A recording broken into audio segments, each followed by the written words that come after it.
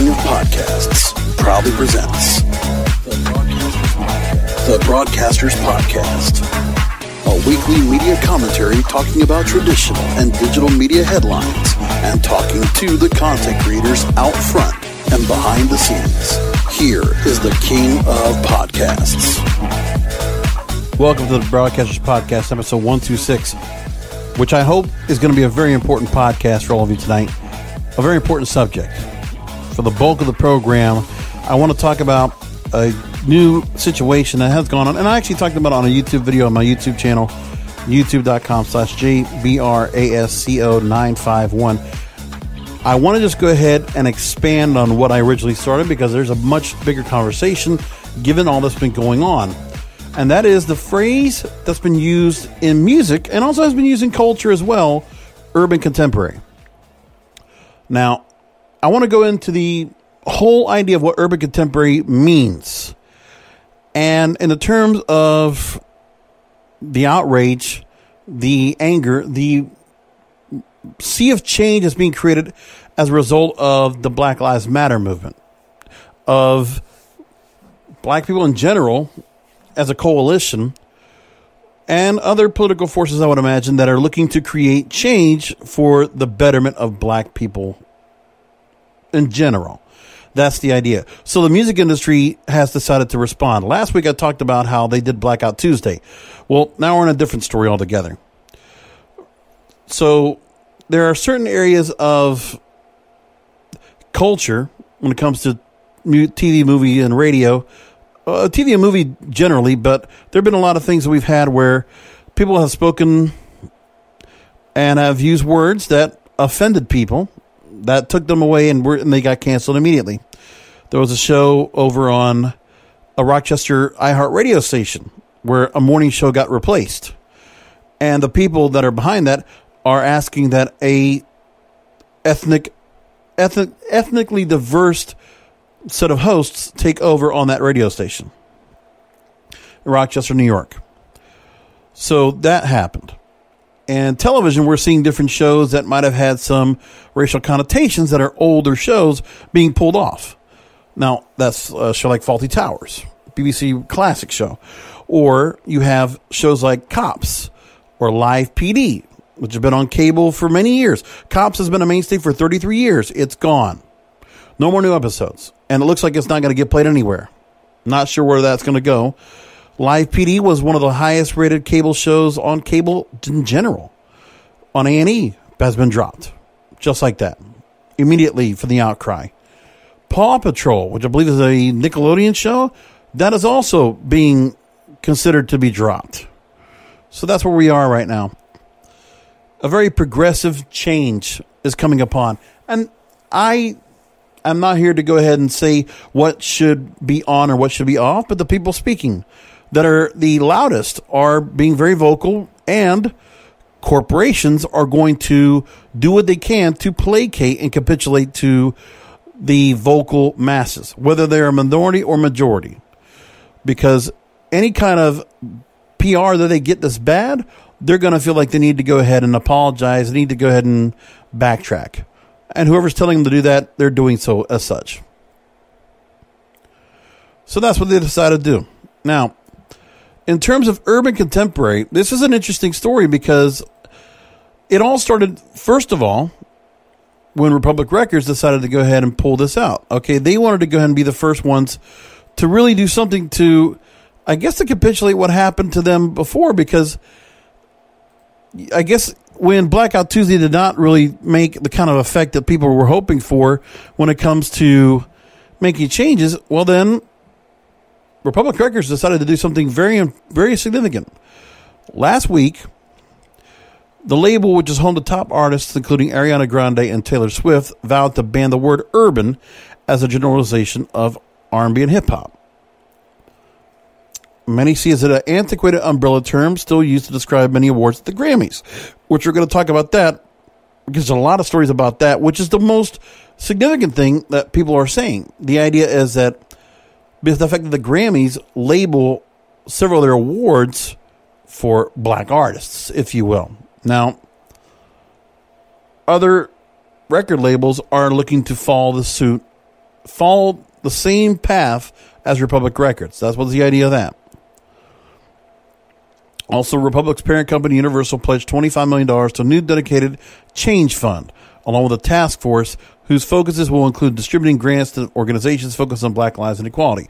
And then Warner Music promised $100 million to support charitable causes related to the music industry, social justice, and campaigns against violence and racism.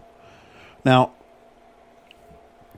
we know of a number of big-name artists that have also decided to pledge money towards several causes related to the event. The show must be paused. Hashtag did not work well. Blackout Tuesday did not work well. So this is the change that's now going to be initiated. When the outcry and the movement was started, well, since they're being heard, they have demands. So the demands are now being met by a number of corporations. They decided to do it. Now, one of the demands is urban contemporary and removing the tag. Well, there's a long story behind that. And I really haven't felt too much one way or the other about it. I think this is an opportunity for music to get a significant change. The mainstream music does need a change because it's not diverse enough. It doesn't, and I'm saying it doesn't represent America. I don't think it does. Because the music that we listen to, honestly, is on Spotify, Pandora, Apple, Amazon. We're listening on streaming. We're watching on YouTube. And that is where we really see the diversity of our music. And the diversity of music has been going on since the 90s. And before that. I mean, really, it really tacked on in the 90s. When rap really found itself into mainstream culture, it started crossing over, is the word. For whatever reason, crossover has been dropped. But that was when it was very common. But for whatever reason, we've continuously had a degrading, a devolving of the crossover format. Rhythm and crossover used to be the bridge that would bring a song that might be urban contemporary into mainstream music, top 40. Same way where country would cross over. Same thing where rock would cross over. That's what happened. But there's been a change. I want to take a story from Bloomberg Quint. And they mention the music industry rethinks urban as a genre for black artists. So this is where we are. So we just talked about Republic Records, Warner Music. Here's what they say in this story. Going to the third paragraph. Categorizing black performers as urban has been a sore point for many artists and executives who see it as a subtle but pernicious form of racism. It groups together a range of genres, including R&B, rap, and pop, but the main purpose seems to be to separate that music from. It seems to be to separate that music from the work of white artists. Nathaniel Cochran, he's a producer manager at Mad Into You. His firm represents producers and songwriters who have worked with acts such as Harry Styles, Khalid, and Chance the Rapper. He says it always has made him feel uncomfortable, very uncomfortable. Quote, it allows certain white people to use it against us, the black community. So now the music industry has been struggling and scrambling in the last 2 weeks to support the black community in this newest effort. So there wouldn't be much of a music industry, according to this article, without black artists who helped create jazz, rock, hip-hop, R&B, and just about every other popular genre. So Cochran has been speaking with executives across the country about creating mentorship programs for young black executives and improving diversity on the boards of top companies. While some changes will take months, if not years, banning urban can be done now. So now in this, they go into a bit of the story, which I want to go into the true story of urban contemporary before I fall into the story. The real history of urban contemporary. Here's what it really was. Radio for black artists has had a very interesting history. Now, urban contemporary can be said as the format that best proves the radio waves can cross boundaries. The format born of the black experience attracts substantial numbers of African American, Hispanic, and white listeners. But what they don't understand as well is urban contemporary does include white and Hispanic artists and other people of color. Believe it or not, urban contemporary also used to include, or rhythm crossover in the same sense, would include Hispanic artists.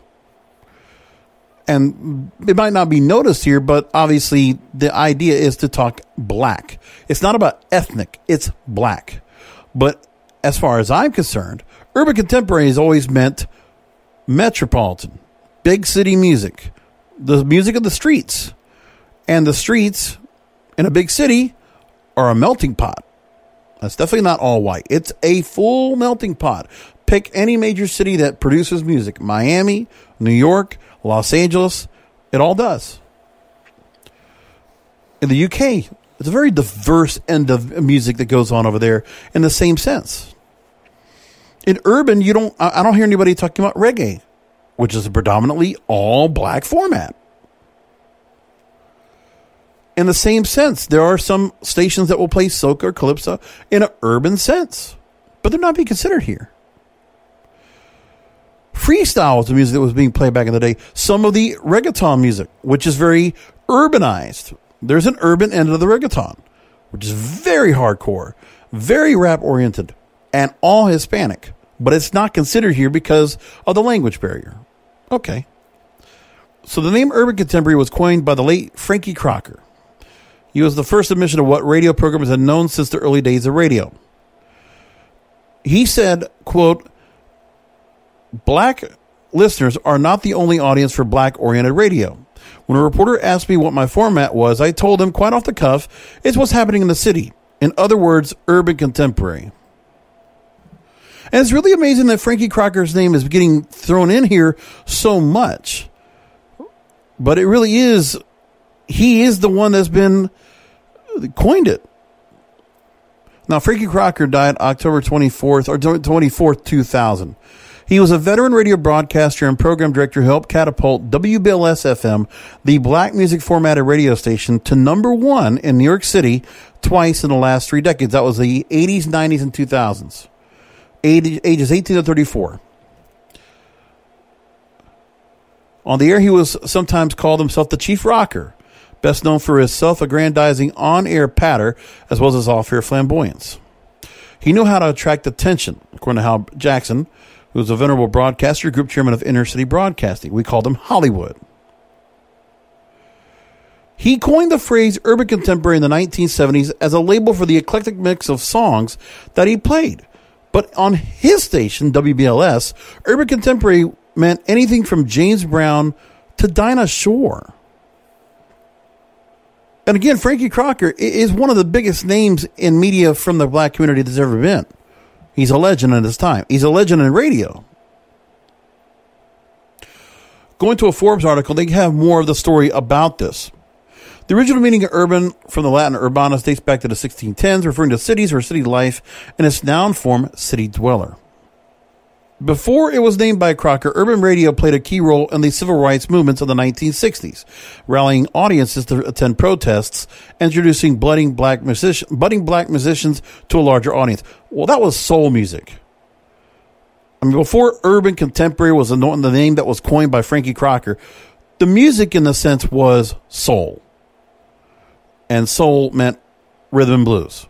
That's what it was. And that was really what the chart was called by Billboard for many years. It was either called soul or black or rhythm and blues, R&B. So over time, urban began to be used in referenced in early all black artists and black radio. But desperate in its rapid antiquation as music expanded into different new genres and styles, some black radio executives were reluctant to eliminate the word because it was easier to sell advertising spots to companies using the term urban rather than black. Though the music industry has debated changing the meaning of urban for decades, which we're going to go into as well, the issue has become particularly heated with top industry executives and artists questioning why it's still in use. So going back, the last time we really got into this kind of argument was in 2017, as far as I could tell. But there's several different stories I can go back to that really tell the backstory of this. Among the stories that we have that really brought this up, I want to start with now, goes back to the Grammys of 2017. Spin Magazine put out a story asking the question, should the Urban Contemporary Grammy category be abolished? So that's where the first, and let's see if Urban Contemporary can be dropped from the vernacular in music. Because having the Grammy being tagged as much. What I don't know yet is, what are we having the music genre being called? Is it going to be in the mainstream or not? Because that's the argument I want to have. But for some, you have to ask yourself, okay, the one idea that some people are saying is, well, just call the stations hip hop and R&B. That is the official, that's the format, that's the genre. It's no longer called urban. Okay.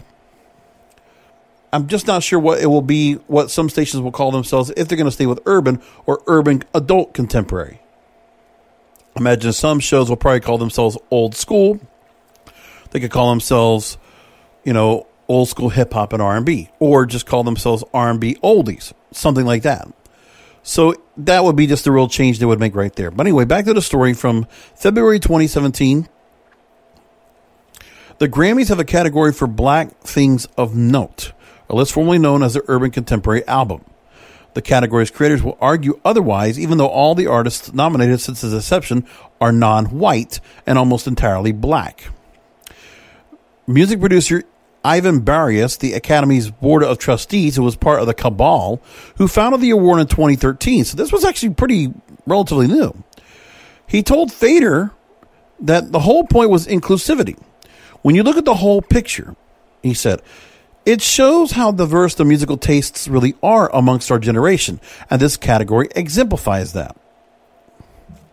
In the most concrete terms, the urban contemporary category is defined by the Grammys as albums at least containing 51% playing time of newly recorded contemporary vocal tracks, derivative of R&B. And they mentioned the artists that were in contention for that award that year was Rihanna, Beyonce, and then you had others. Barry said he wanted to draw attention to the quote-unquote amalgamation of sounds, end quote, with the nominees, and although their sonic palettes are vast. That descriptor can be applied to any category. Modern media is too porous for any influence to be obscure. But to their credit, the Urban Contemporary Album Grammy and traditionally black, heavily demarcated categories are from the same, do give lesser-known artists the exposure they probably wouldn't have seen otherwise. But now here's what's also said in this article. Let's not confuse this with inclusivity, though. In the same interview, Barrios denied that the word urban has any black connotations with respect to the category. I'm assuming this is inherently speaking because there are people who reducedly conflate the term with black. Still, the problem is ultimately a structural one. In attempting to create a black face on a predominantly white tableau, othering is a natural part of this construct. Consider how the Urban Contemporary Album Grammy hasn't been awarded on the main telecast since Frank Ocean took home the trophy for Channel Orange in 2013, the first year they awarded it. Since Urban Contemporary joined the list of categories in 2013, no Urban Contemporary, R&B, or Rap category winners have also won the Grammy for one of the top 4 awards: Album of the Year, Record of the Year, Song of the Year, and Best New Artist. The culture chasm was flagrantly apparent, though, with Kendrick Lamar's run in the 2016 Grammys. The success of To Pimp a Butterfly was objectively exceptional. He sold 400,000 units in his first week, unanimously claiming the top of the year's list as Album of the Year. And also had live instrumentation, which would fit within the Academy's classicist ethos. Lamar swept the rap categories, but ultimately lost every one of the 7 non-rap categories he was nominated in, including Album of the Year, to Taylor Swift's 1989.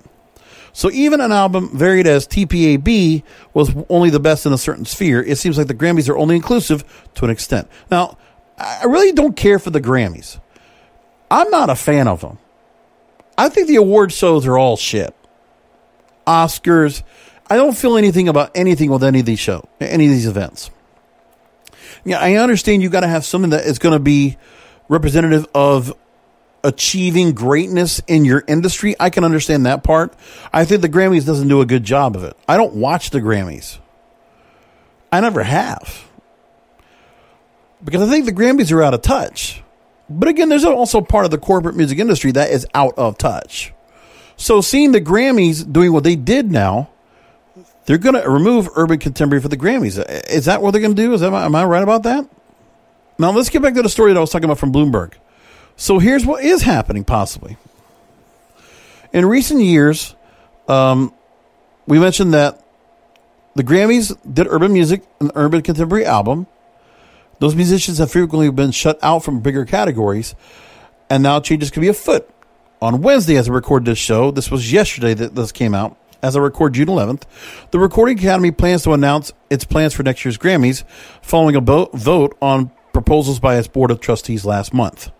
Pigeonholing artists into a category like urban also limits the amount that performers can make either from radio or labels. And that is Deoda Leonard that says that. She's a music manager for artists such as Grimes, who is married to Elon Musk of Tesla fame and SpaceX. Quote, if you're only urban, you are only worth a certain amount of money. Your actual earnings and value as an employee is diminished because of a construct that's not real, end quote. Now that's a bigger subject. That's a more of a company-wide, that's a contractual issue. So this argument, I understand this part. I can definitely comprehend the reason for this. This is one of the, besides, okay, the debate to get, Gone with the Wind and Blazing Saddles and, get all these different shows off the air, right? Get cop shows off the air. Get Cops and Live PD off the air. Okay, got it. Get cop procedurals off the air. I get it. Okay. But those victories that might be taken upon by the black community doesn't mean as much as this. And even the kneeling at sporting events doesn't have the real impact that what the music industry is trying to do right here. This right here is monumental. This right here, I would get behind. And I do get behind. I support this. I like the idea that the music industry has been a bit, they have kind of not censored. I guess the word is they have stereotyped. They've taken advantage. But that also goes back for many years. We've always known that. As a whole, we know that a lot of musical artists that have been out there haven't been properly paid. And some haven't probably been given the right kind of treatment. And having this right here with formats really does make a difference. So some members of the music industry had already abandoned the word. Yeah, I haven't seen it too much. That's true. Billboard has used R&B, hip-hop, and adult R&B to describe radio formats. That's not the same in the radio industry, as a matter of fact. And record companies have avoided using urban to describe some newly created jobs. Universal, the world's largest music company, has been debating the word for the past few days as part of a new task force to combat racial inequality. Similar conversations are occurring at Sony Music Entertainment, the other of the three music companies. So the bigger companies are doing that across the board. It's happening. We're seeing it now. And this is okay. I really feel that if this wants to be done, I don't see an issue why it can't be done. I want to go to Fader.com, which talked about the story in 2015 about Ivan Barrios and the story that was discussed here. Why the Urban Contemporary Grammy exists. So we know about all of that. The original idea of the Urban Contemporary idea was for the Grammys, anyone that's singing on urban radio, they're not doing anything that you would call traditional R&B. So Barrios was actually just trying to go and create a category that represented more of the audience because hip-hop wasn't necessarily represented. And R&B, to most people, it's not a truly popular modern format that everybody's all about. Frank Ocean, Miguel, Janae Aiko, Ellie Mae, and others. That's who, Janelle Monáe. These are the artists that compromise the R&B format. But R&B really is not a standalone format much anymore. as it is with hip hop. My thing is, I feel bad that the hip hop and R&B format really don't do enough to diversify their own black artists. Because I've always been the fan that says, you know what, I like when R&B had a standalone format, and some of these newer artists, I like the fact that we had a change of music. Your traditional black radio stations, okay, some would do a little change of the format back in the AM days when the stations were predominantly on AM radio, playing gospel or blues or something of the matter for the day parts, morning show, middays. Afternoon drive and nighttime into the late night would be more soul than R&B or than R&B hip hop. And also some disco would be included in that as well in the late 70s. But then again, it was like, really, let me put it to you like this. Soul Train was one of the best representations of what urban contemporary was. And that was a show for black. That was the black communities. That was one of the biggest shows that represented the black community in a positive light. Don Cornelius. That show was a trendsetter.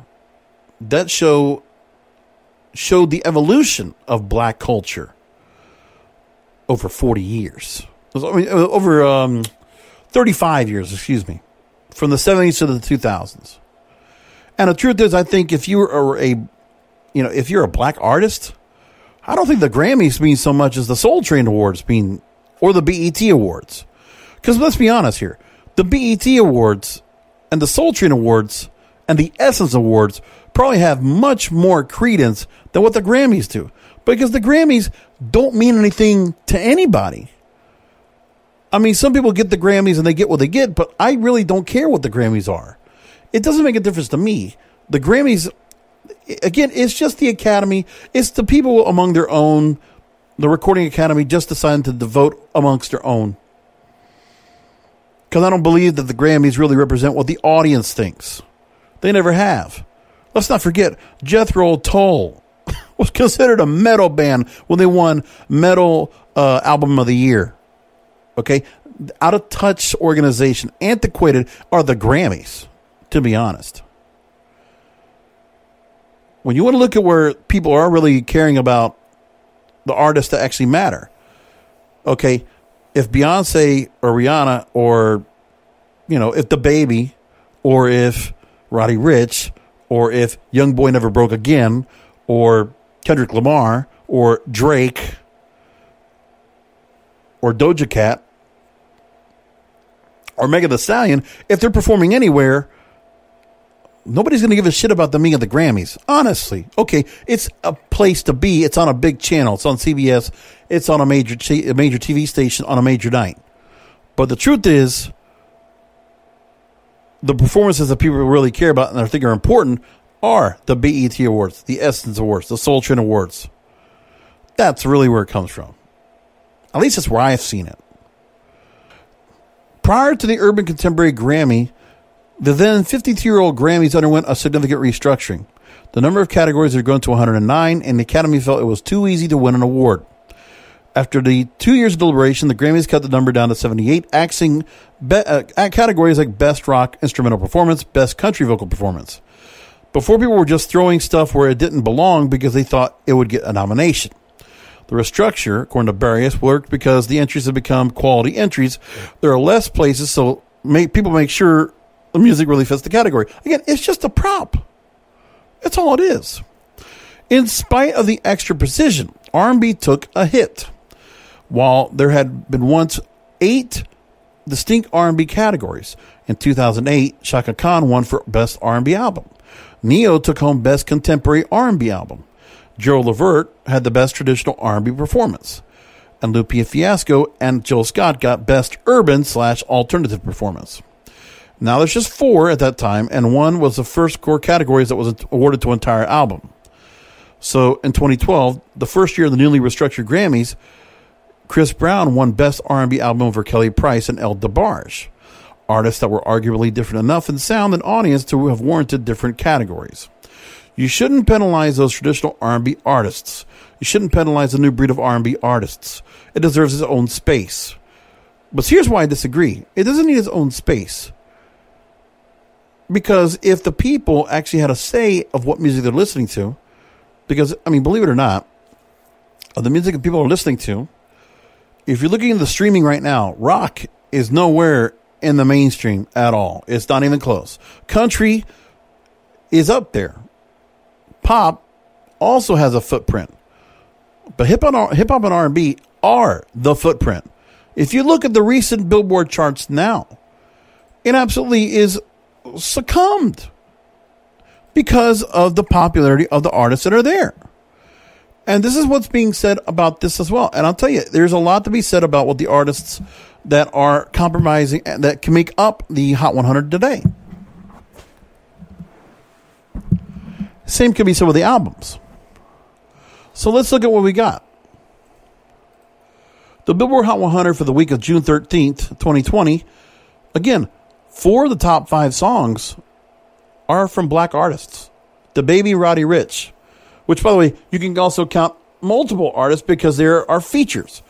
You have 3 features, and you have 7 artists represented in the top 4 songs on the Billboard Hot 100, which is the gauge of what real mainstream music is in America, period.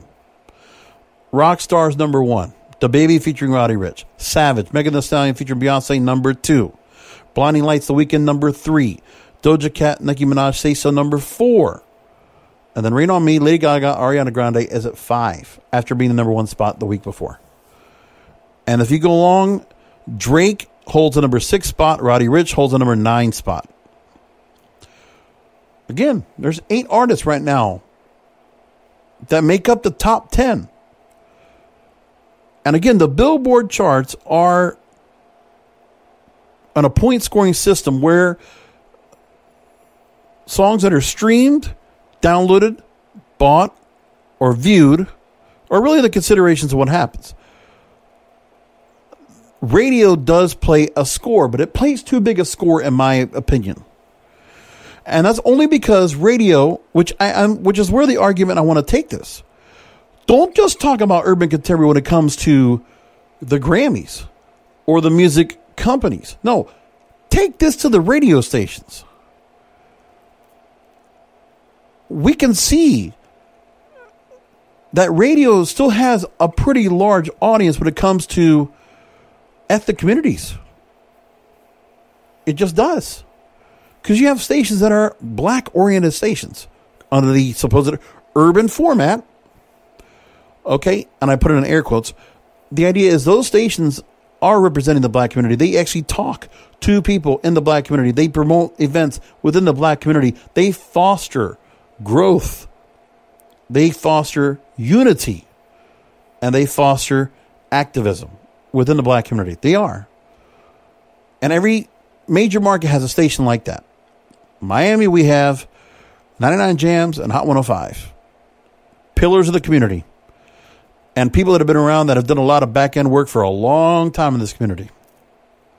Hot 105, by the way, Miami, number 1 radio station. It's been like that almost every book for, 5, 6, 7 years now? They're the top of the top. The Billboard 200, if you look at that, in that top charts, okay, Chromatica, Lady Gaga debuted at number 1. Jimmy Buffett has a new album. It's number 2. Then Lil Baby, Gunna, Future, Drake, Polo G, Anuel AA, DaBaby, The Weeknd. That makes up the top 11. Tells you a lot. Ethnic, diverse charts. And RTJ Ford, which I'm not familiar with the group, but I'm seeing it's an album called Run the Jewels. And there are classic, old school rappers, Killer Mike and LP, that make up Run the Jewels and RTJ4. So again, when you're talking about the music mainstream, it's not represented at all by mainstream radio. This is the argument we'll have. Now, this has been for a long time. So I want to get now, we know the argument, but let me go ahead and now break into the actual background of where we are with all this music and why we haven't made it, where we really need to take the conversation to. Because this is very important. There are several stories that I want to talk about here that really stand out and give a real great argument of what's going on. And these are stories I brought up in my YouTube video a few weeks ago. Or actually, it might have been last week, I forget. But here's what I have. 1991, the most important year in pop music history. Because this is where we really got the change of radio stations. Where you used to have stations that were black-oriented stations. And into the late 80s, those black-oriented stations played mostly what would be called the urban contemporary format. They really played R&B. They might have some songs, or they might have some music that gets played at night, which would be considered rap. But it was more of like a mixtape. It was more of club-friendly hits done by black artists. That's really what it was. When you think of artists like the Gap Band, Cameo, the Daz Band, the Time, groups like that, that's really what it encompassed. But then also into the 80s, into the 90s, you also had an encompassing of major black artists that ruled mainstream radio. Whitney Houston, Janet Jackson, Michael Jackson, Prince. That's where we were.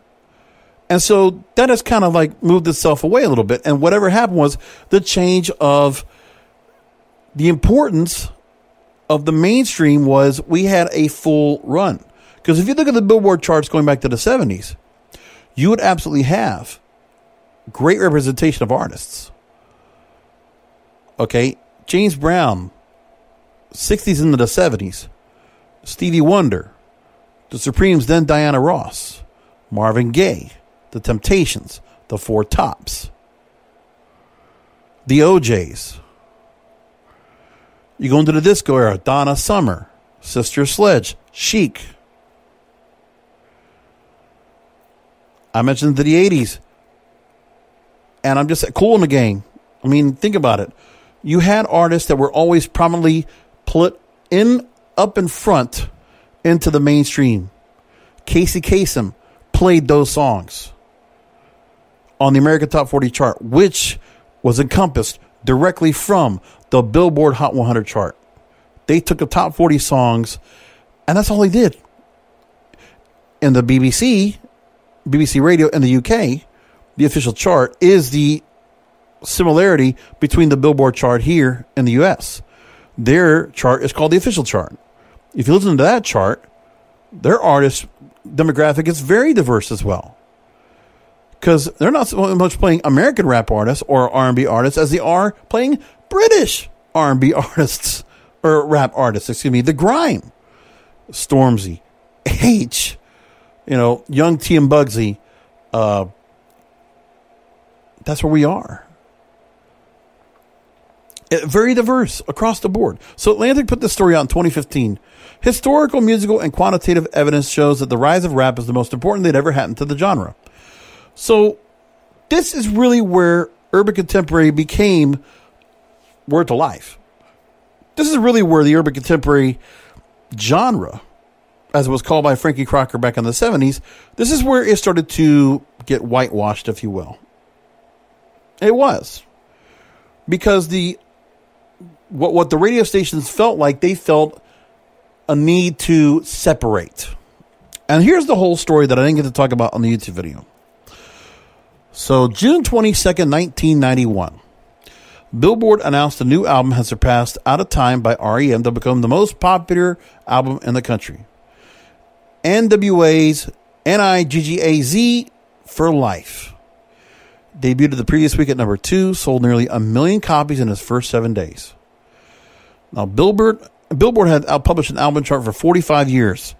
It was the first time that a rap group claimed the top spot on the Billboard 200. It was not so much it was music that was so mainstream like soul music and R&B music. No, rap and hip hop, much like what rock had with metal, grunge, ska, punk, and all the others, that's where everything changed. But the problem is that the music, people were not getting served from. The mainstream was embracing it in the 90s. And that's what they had a problem with. So in the 80s, you saw stations that were top 40 dominant. There were top 40 radio stations that played mainstream radio and played what the Billboard chart was. They played what the music was, and it was a full gamut. But then the 90s came.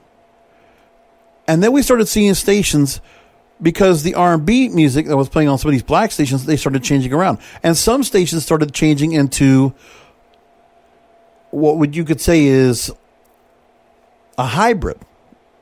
The hybrid was dance music. Dance music was also being put into a spot where it cannot be included within. And the truth is, there were a lot of black artists that were also black playing the dance music. Snap, Jungle Brothers, among others. And then dance music was the freestyle music, the Latin freestyle music, the music of the cover girls, Stevie B, Lil Susie, Lisette Melendez, Cynthia, across the board. That was the music that was encompassing here. Freestyle, dance, and the hip-hop were all encompassing into this. But then the freestyle and dance music went away, because then it became segmented. It became where urban contemporary became black, because there were enough different genres within the black music that was out there from different variety of black artists that we had R&B and hip-hop. And hip-hop and rap, again, all in hand. And the stations started to go into that. So you had R&B stations that then played a minority spin count of hip-hop music, mostly during the nighttime. And then they started incorporating it more and more until where we are today, where hip-hop dominates across every urban contemporary station on radio.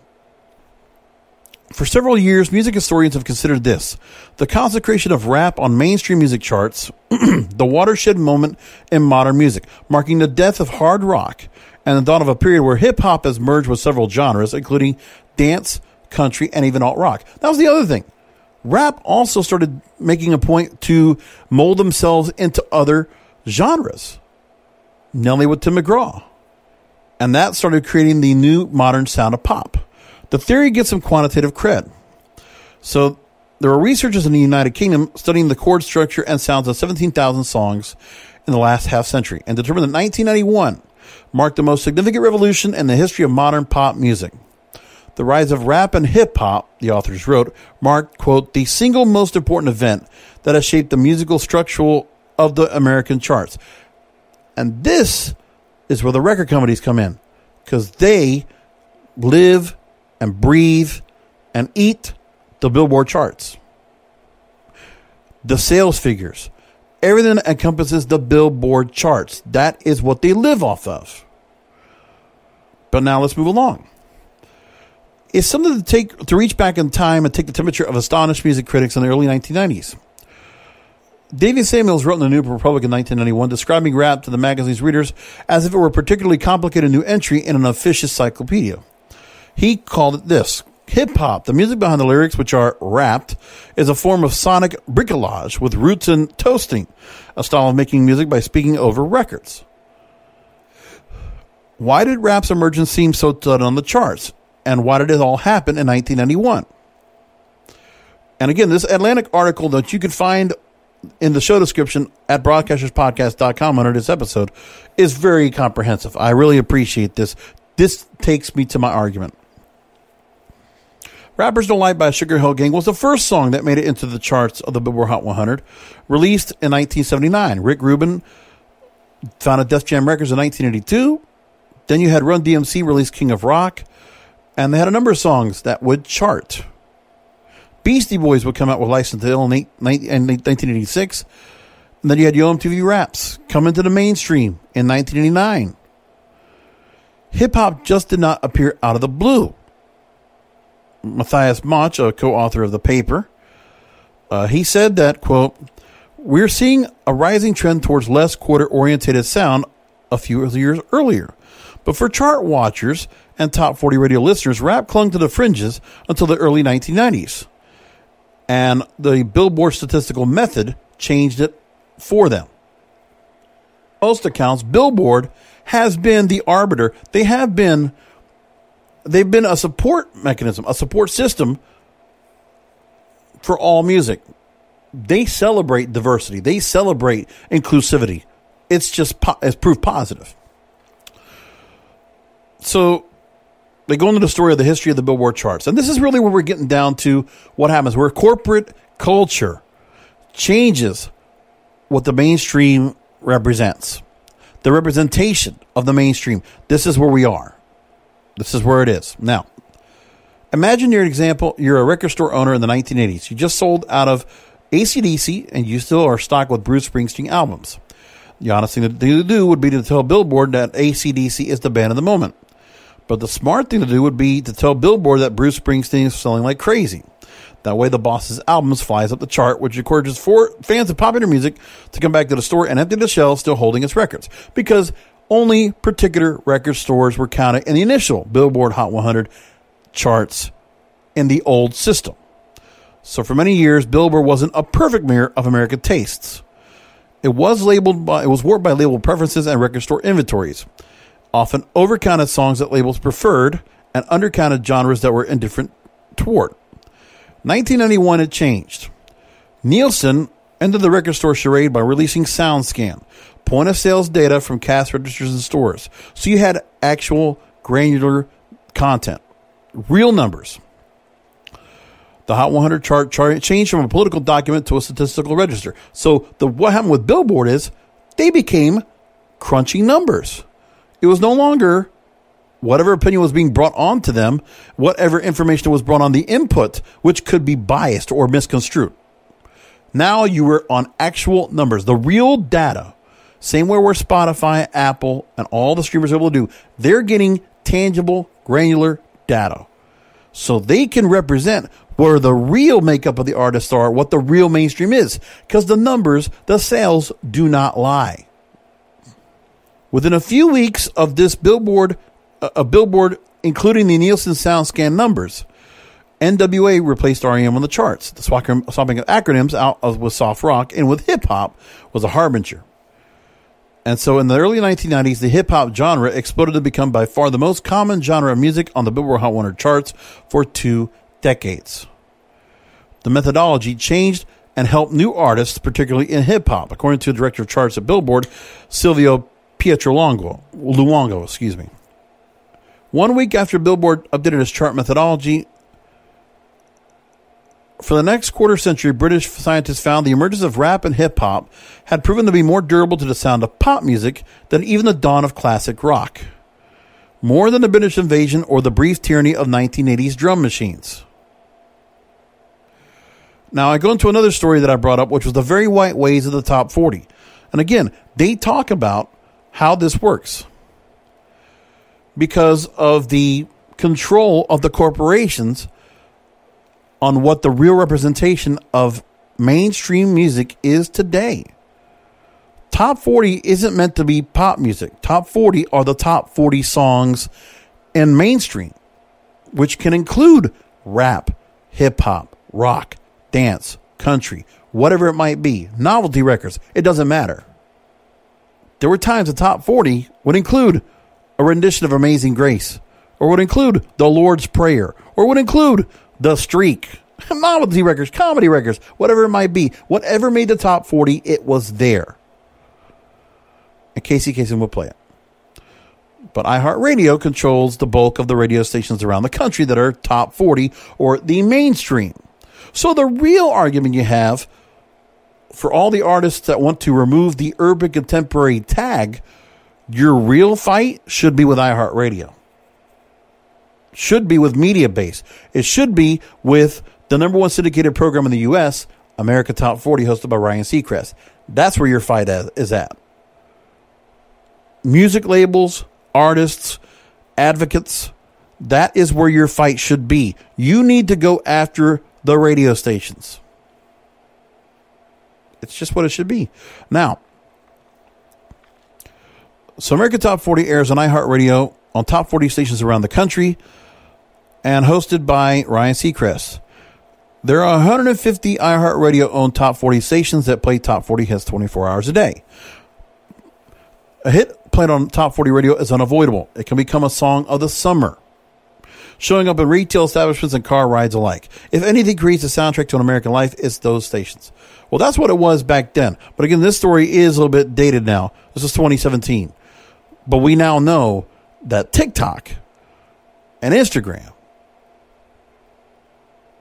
and streaming and YouTube are the real voices of what mainstream music is today. Which is why radio continues to lose their audience, especially music radio. Nobody wants to hear the music radio that is outdated and antiquated and out of touch with loads of commercials in it. With hosts that are just giving you gossip and filler when they're not really giving you what's really going on. Now, the weird thing about the top 40 radio stations is that they aren't really playing the top 40, or at least they're not playing the list of songs that everyone else considers to be the definitive version of the most popular songs in America. By the way, this is from the Outline.com. I take this story. Kelsey McKinney wrote this. The Billboard Hot 100 chart, that is the definitive version of the most popular songs in America. That's what Casey Kasem said. The Billboard Hot 100 chart. Now, if you examine the American Top 40 chart, which is published weekly on iHeartRadio's website, there are some striking differences. The American Top 40 chart does include more dance songs, more songs performed by DJs, and significantly more white artists than its counterpart on Billboard. Songs that are popular by black performers rise into the Billboard Top 40 after a viral release and without the backing of major labels with the political leverage to get their songs onto the American Top 40 radio. The radio stations.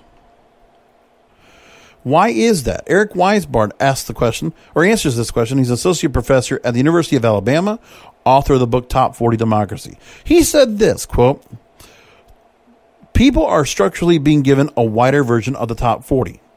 The top 40 songs that Americans hear on the radio aren't in the empirical top 40. America Top 40 radio is functioning as a kind of a filter that makes something softer, wider, older. The first American Top 40 radio show was Independence Weekend, July 4th weekend, 1970. Casey Kasem would kick off the countdown. The first song was a black artist, Marvin Gaye, End of Our Road. That song would play the Billboard Hot 100 charts, as I have said, many times over and over. Top 40 stations benefited from plenty of reign over what they could play and feature playlists created by every individual station manager that fit their areas. A top 40 station in Birmingham, Alabama, for example, might pull in a couple of songs from the R&B charts as well as a couple of songs from the country charts. Top 40 in Chicago might pull in the R&B chart and from local charts. By the late 1960s, stations that standardized more playlists. Initially, those playlists included high-charting black artists appropriately placed on the American Top 40 countdown. But as black stations became more popular in the 1970s, many white-owned and operated radio stations like Top 40 stations began to distance themselves further and further from R&B. The country was beginning to divide along political lines. The radio stations, long space used for political discussion and discourse, even stations that focused on music, began to separate on those lines as well. That they tell here is also that urban radio is said to be true, that it's a name that encompasses all urban genre stations, has a listenership with a higher percentage of Democratic voters than any other station format. And that is according to a Nielsen 2016 Millennial Radio Listening Habits Survey. It was in this climate that Kasem's American Top 40 program came into being. When his chart launched in 1970, its entire ranking program was taken directly from the Billboard Hot 100 chart. During Kasem's programming, he would frequently announce that Billboard was the only source for his hits. His program came directly from the Billboard chart. The people who brought the music determined what entered into the top 40. The people determined it. Because the Billboard chart at that time counted sales of singles as its biggest percentage, any single that sold well could find itself in the top 40 without any radio executive being able to stop it. Pure autonomy. Isn't that wonderful? In the first episode of Casey Kasem's Top 40, 14 of the top 40 artists were black.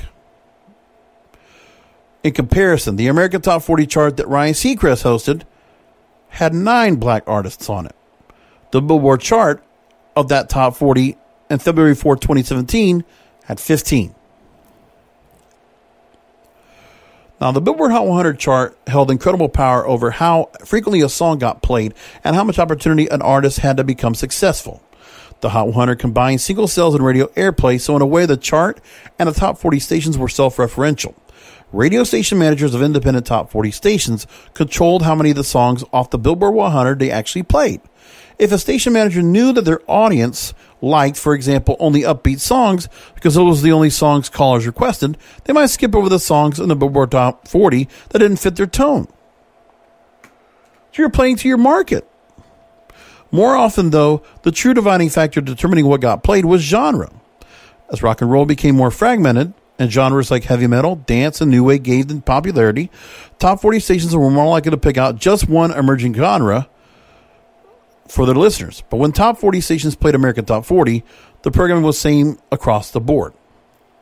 Because the Billboard Hot 100 and the R&B charts in the 70s and 80s were only based on two things: single sales and radio plays. Any disparity between a genre chart and the Billboard Hot 100, and thus American Top 40, would have been entirely based on either of those things. A hit that was so big that it sold enough to become number one on the Billboard Hot 100 would get played on American Top 40 as well. The process was fairly transparent. That's what it was. Between 1991 and 1998, Top 40 on radio radically changed. And it did. One of the things was, I will say, in my own opinion, is that Top 40 radio stations had to change with the times. And they wanted to be able to reach the biggest audience possible without ruffling feathers. And the music that was coming out, it was a different generation. Gen Xers like myself were definitely listening to music that was much more diverse and definitely had messages and just really had a harder, grittier feel to it.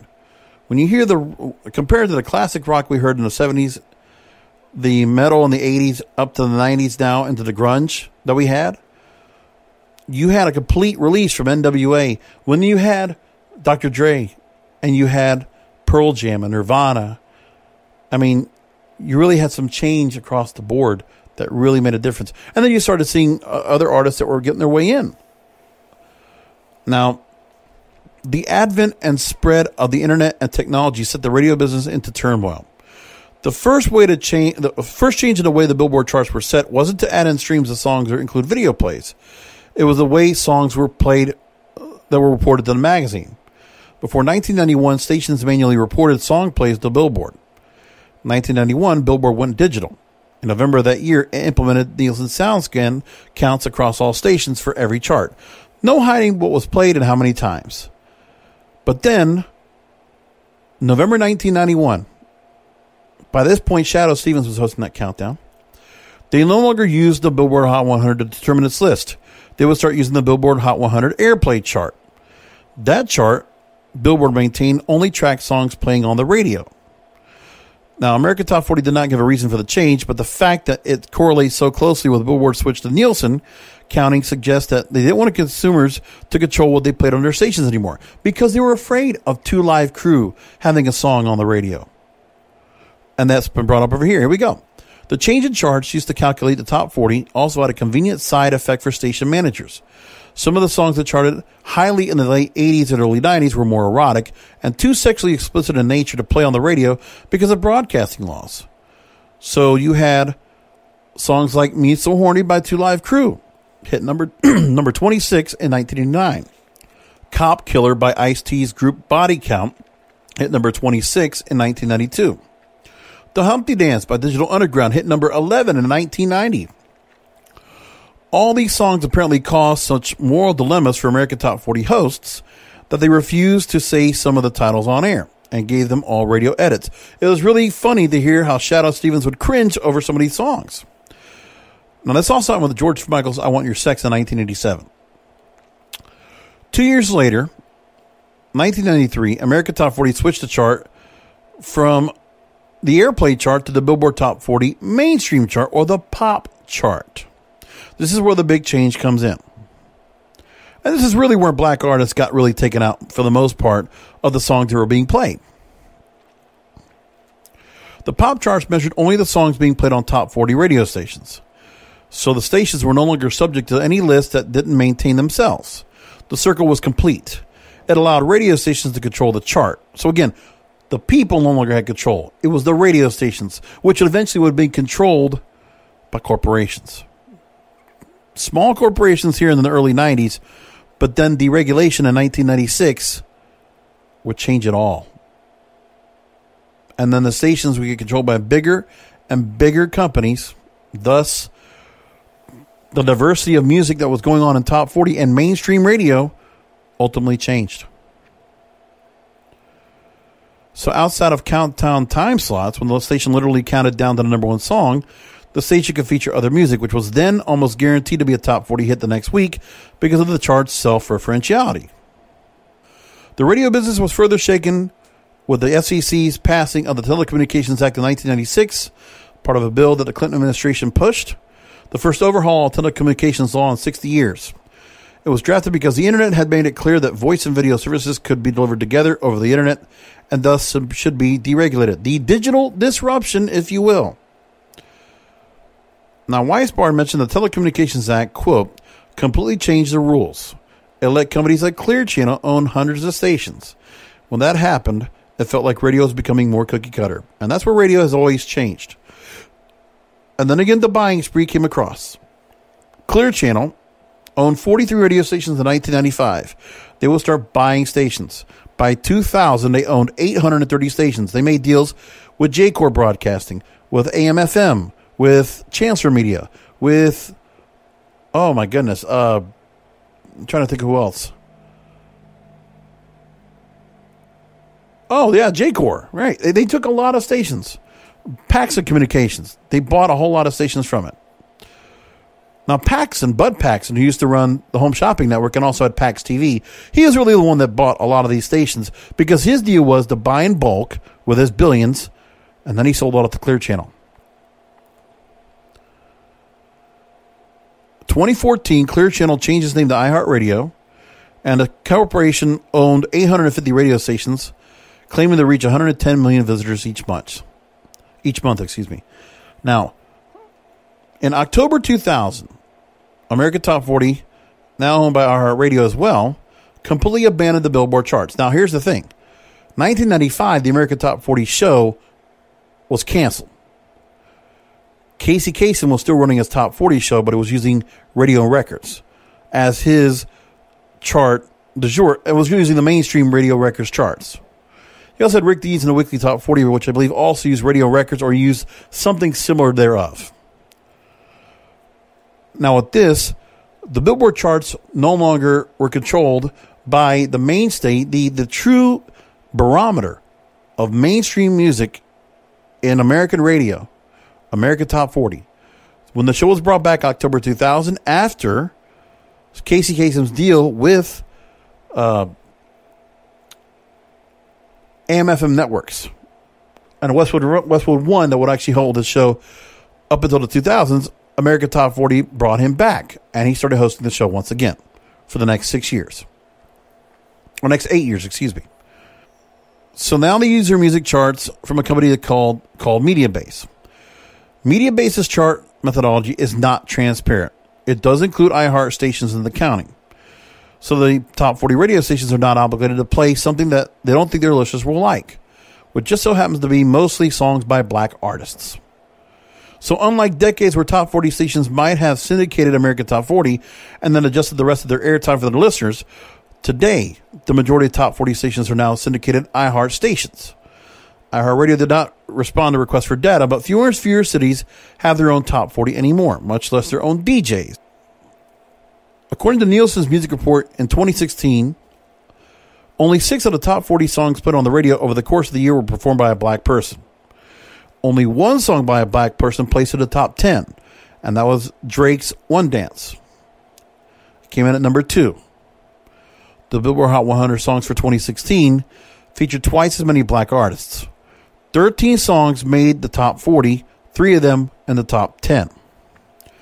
Now, many of these songs reached their heights because the Billboard charts have, since 2007, included digital downloads, streams, and video plays in their calculations. 3 things the radio's top 40 doesn't include. While a song might get popular enough on a streaming platform to nudge the hand of a studio manager at a top 40 station, the data seems to show that more often than not, equality does not reign on American Top 40. So, in essence, it's no longer American Top 40.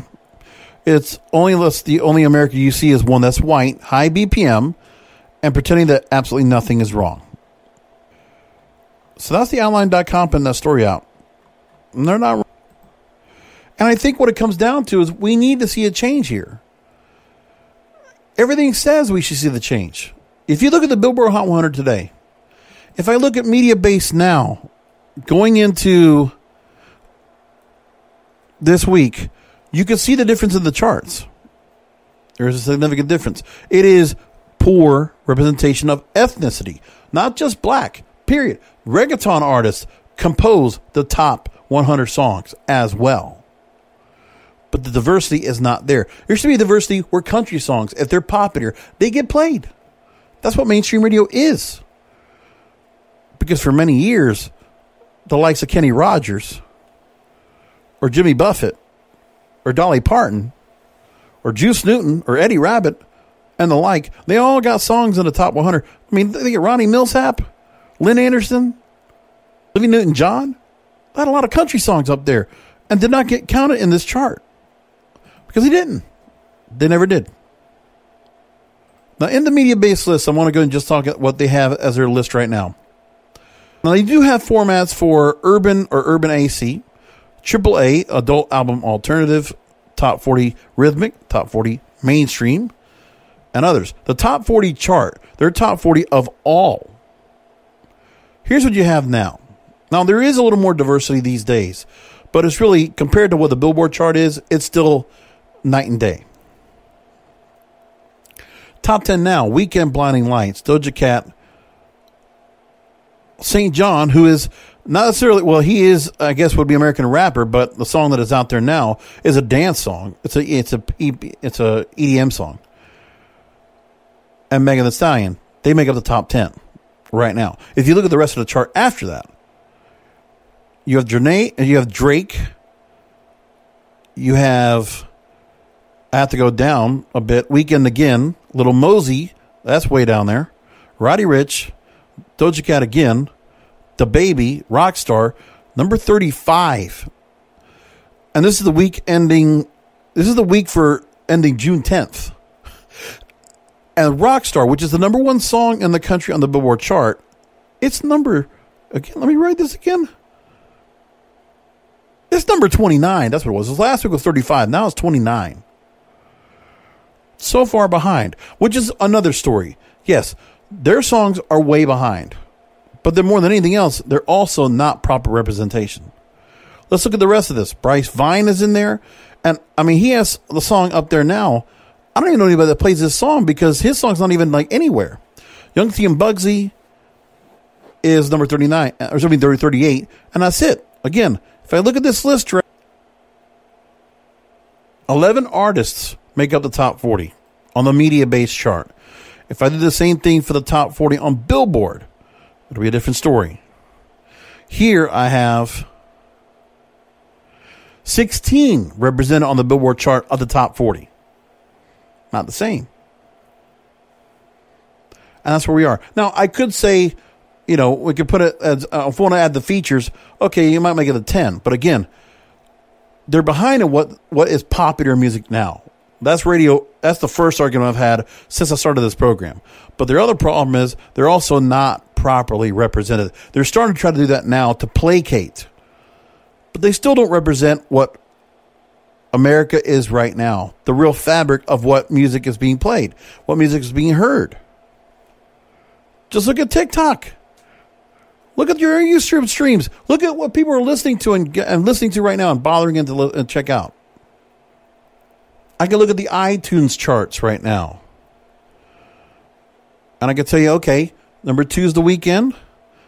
Rockstar, The Baby is 4. St. John Roses, 7. Savage, 9. And again, I'll get more representation here than I'll get anywhere else. If I go to Spotify's charts, and I look at their chart just for the United States, and look at their weekly chart right now, week ending June 10th. Let me tell you the real representation of what's going on. The top 10 right now: Trippie Redd, Juice WRLD, 10. Roddy Ricch, 9. Drake, 7. Weeknd, 6. Little Mosey, 5. Stay Solid Rocky, 4. Scott's, 3. Rockstar, the Baby, 1. That is what represents the real fabric of what music is today. And what's important to these record companies and to these artists and to the advocates, the people that are wanting to change something like the Urban Contemporary label, they want to have proper representation. That's what I think. When you talk about systemic and institutional,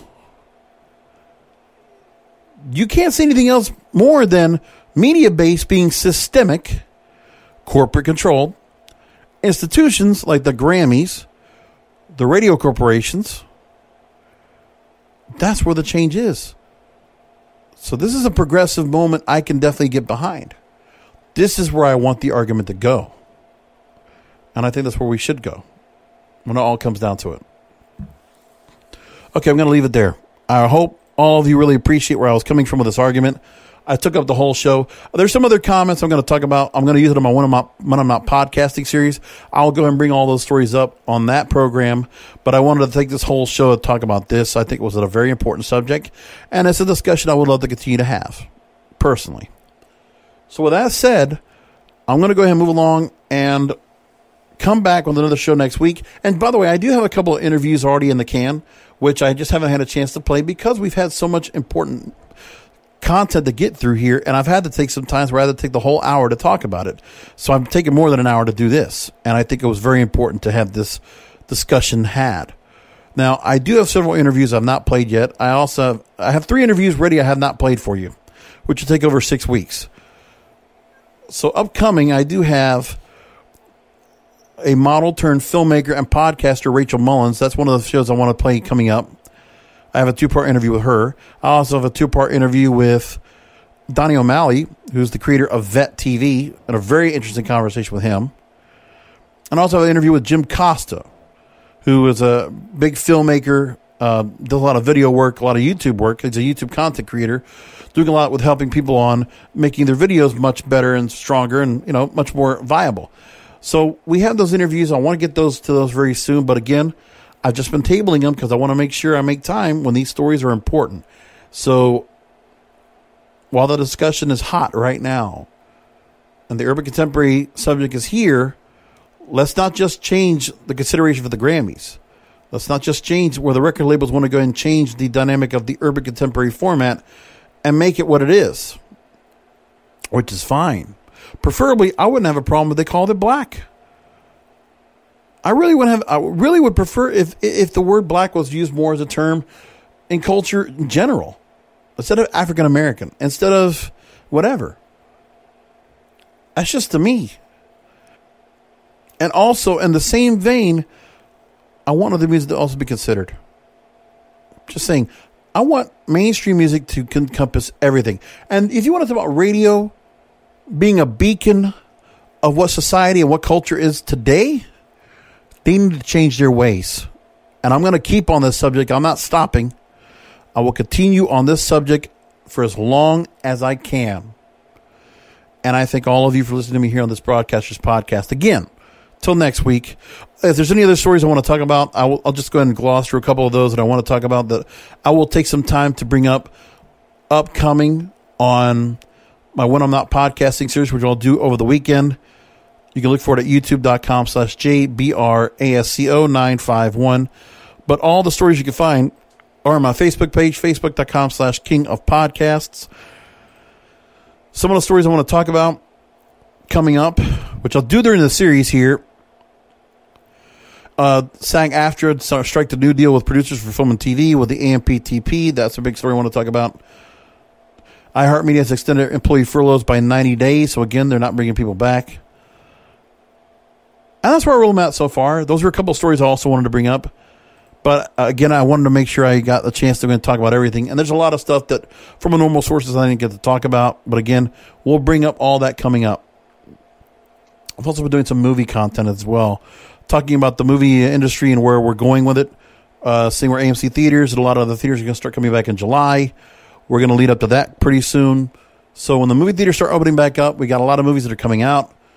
Given we have Unhinged, the new Russell Crowe flick that'll open up July 1st. Tenet comes out a few weeks later. And then movies hopefully will start coming back out and really start taking notice. We're going to see all that coming up. So that will be when I'm not podcasting. Look for the series. Online, it's available as a podcast. You can look for a link for it at broadcasterspodcast.com. And you can also find my YouTube series. Again, you should be able to find a link for that also on broadcasterspodcast.com as well. Just look under other KOP projects. Till next week, remember, content is king, and the control of your content is in your hands. Thank you for listening to the Broadcasters Podcast, presented by broadcasterspodcast.com and kingofpodcasts.com.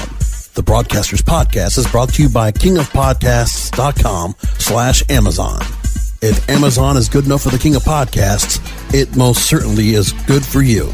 kingofpodcasts.com/Amazon. And don't forget to check out the King of Podcasts wrestling program, The Wrestling is Real podcast, exclusively at kingofpodcasts.com.